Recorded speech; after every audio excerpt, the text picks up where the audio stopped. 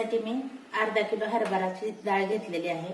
ही आपण पाण्यामध्ये टाकणार आहोत. ते पाणी गरम केलेलं आहे. त्याच्यामध्ये ते हरभऱ्याची डाळ शिजायसाठी टाकणार आहोत आणि त्याला टोपण लावून आपण 6 शिट्ट्या करून घेणार आहोत. तुम्ही पाहू शकता आपली डाळ शिजून तयार आहे आणि ह्याच्यातलं पाणी पूर्णपणे काढलेलं आहे. आणि ही डाळ आपण एका कढईमध्ये टाकणार आहोत. या डाळीमध्ये साधारणपणे 400 आपण गूळ ऍड करणार आहोत. त्यात 1 चमचा वेलची पूड आणि 2 मोठे चमचे सुंठ बडीशेप आणि थोडस मीठ आणि परतून घेणार आहोत.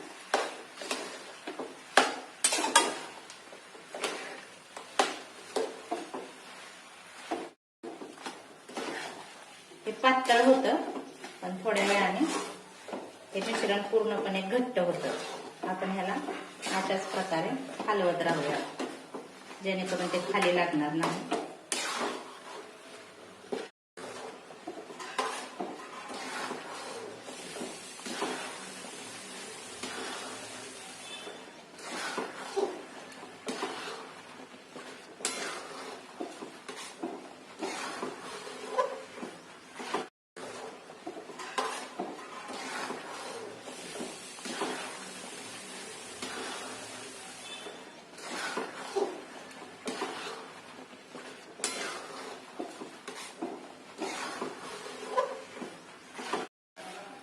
थोडं थोडं हे मिश्रण घट्ट होत आलेलं आहे आणि पुरणपोळी गोडच असावी.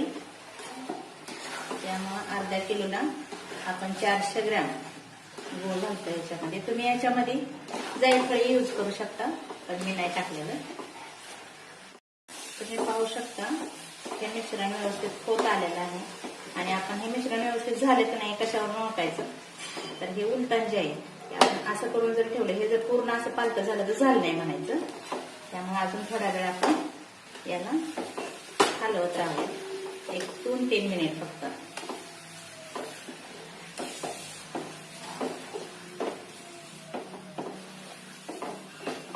तुम्ही पाहू शकता हे आपलं पुरण जे आहे ते व्यवस्थित होत आले डाळीचं. त्यामध्ये आपण उलटाण लावून करूया तर हे खाली जात नाही. म्हणजेच काय तर हे मिश्रण व्यवस्थित तयार झालेलं आहे. आता आपण गॅस बंद करूया आणि हे गार होईपर्यंत थांबूया आणि हे वाटून घेऊया. आता आपण पुरण बारीक करून घेऊया. चाळणी घालून एक फुलपात्र घेतलेलं आहे त्याला पूर्ण बारीक करून घेऊया. लगेच होतं बारीक, जास्त वेळ लागत नाही.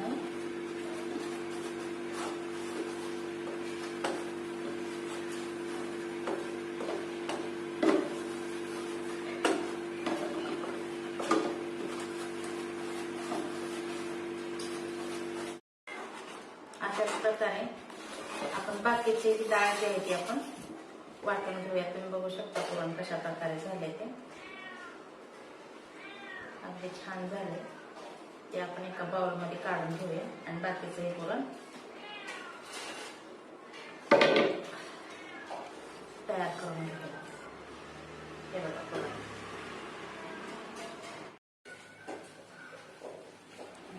पिठाचा गोळा तयार करून घेऊया.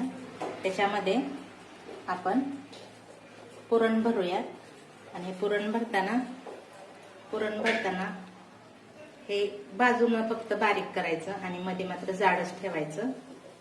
याच्यामध्ये आपण आता पुरण भरून घेऊया.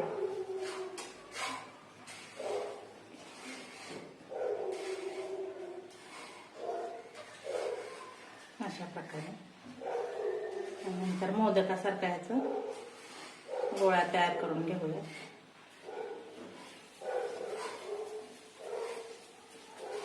आणि वरती जी पीठ येते ते आपण काढून घ्यायचं आणि आता आपण पोळी लाटायला घेऊया.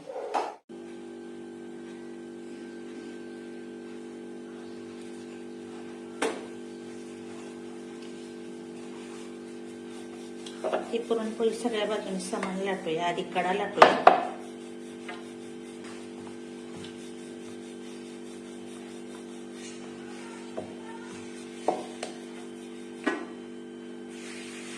अधूनमधून कोरडं पीठ टाकलं तरी पण चालू शकतं.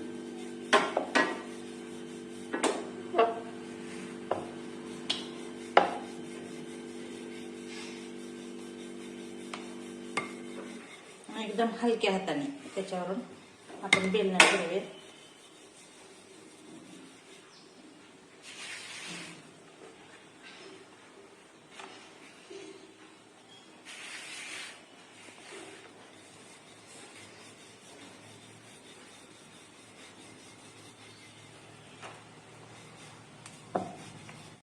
आपली पुरणपोळी लाटून तयार आहे. आता आपण हे भाजून घेऊया तव्यावरती.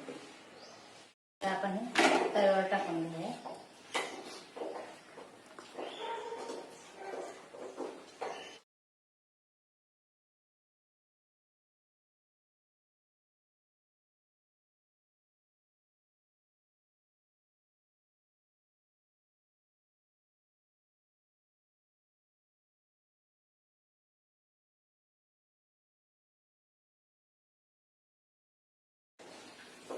या पोळीची पलटी मारून घेतल्यानंतर आपण याच्यावरती तेल लावून घेऊया.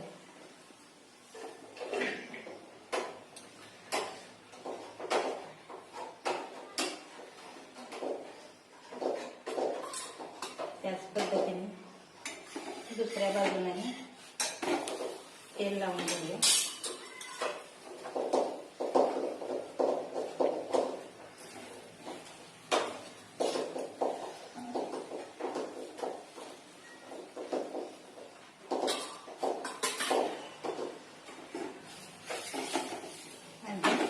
दोन्ही बाजूने व्यवस्थित असे भाजून घेऊया.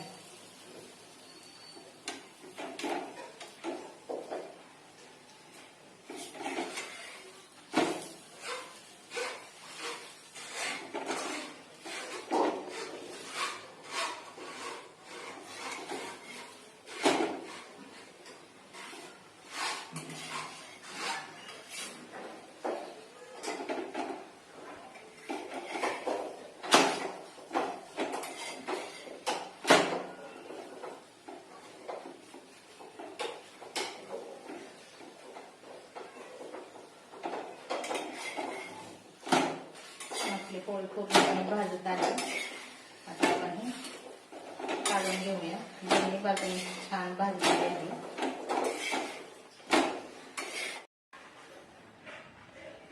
तुम्ही बघू शकता आपली पुरणपोळी तयार आहे आणि खूप छान अशी आतून बाहेरून भाजलेली आहे आणि हे सर्व करायला आता तयार आहे.